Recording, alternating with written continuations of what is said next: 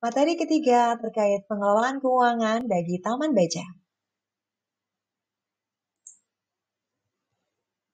Dalam aktivitas pengelolaan keuangan, tentunya kita harus mengetahui klasifikasi sumber pendanaan yang didapatkan dari Taman Baca.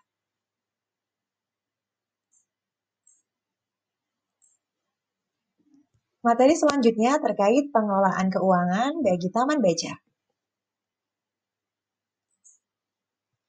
Dalam aktivitas pengelolaan keuangan, tentunya kita harus mengetahui sumber pendanaan keuangan yang akan dikelola oleh Taman Baca. Pertama, dana tersebut bisa berasal dari dana pribadi. Jika pemilik atau pengelola Taman Baca memiliki sumber daya seperti halnya koleksi buku ataupun tempat. Kemudian, dana juga bisa berasal dari iuran.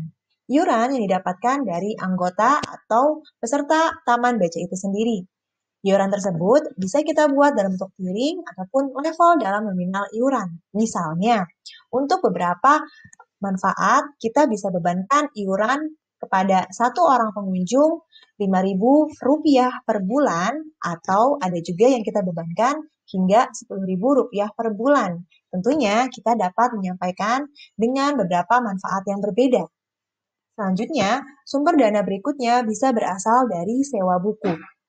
Apabila ada anggota atau pengunjung Taman Baca yang ingin membaca bukunya dan dibawa pulang atau menyewa buku tersebut, kita bisa membebankan biaya penyewaan buku tersebut. Selanjutnya, sumber pendanaan lain bisa pada aktivitas lini bisnis.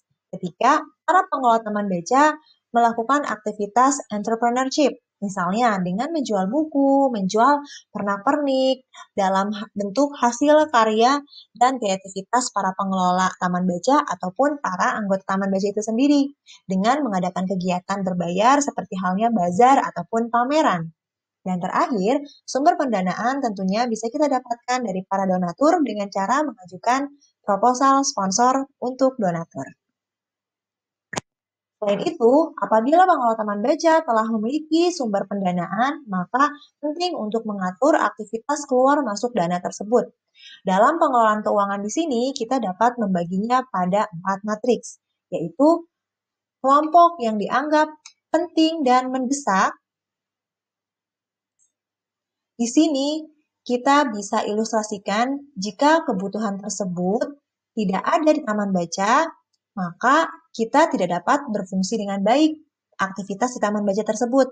Misalnya, yaitu sewa tempat, koleksi buku, alas duduk, hingga rak buku. Contoh-contoh ini merupakan contoh yang dianggap penting dan juga mendesak harus dimiliki oleh Taman Baca.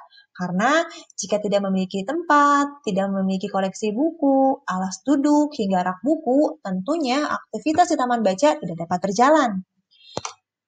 Matriks kedua, yaitu sesuatu yang dianggap penting namun tidak mendesak.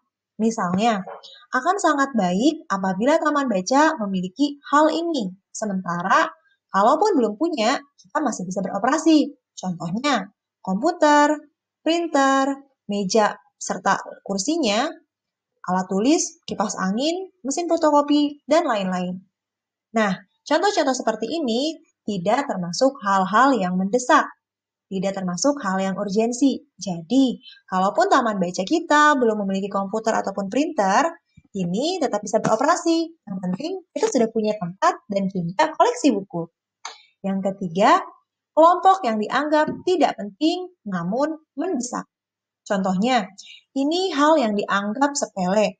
Namun, apabila kita punya ini akan membuat Taman Baca menjadi lebih baik dalam hal melayani pengunjung. Yaitu contohnya sampul buku, label buku, seperangkat alat untuk membersihkan Taman Baca.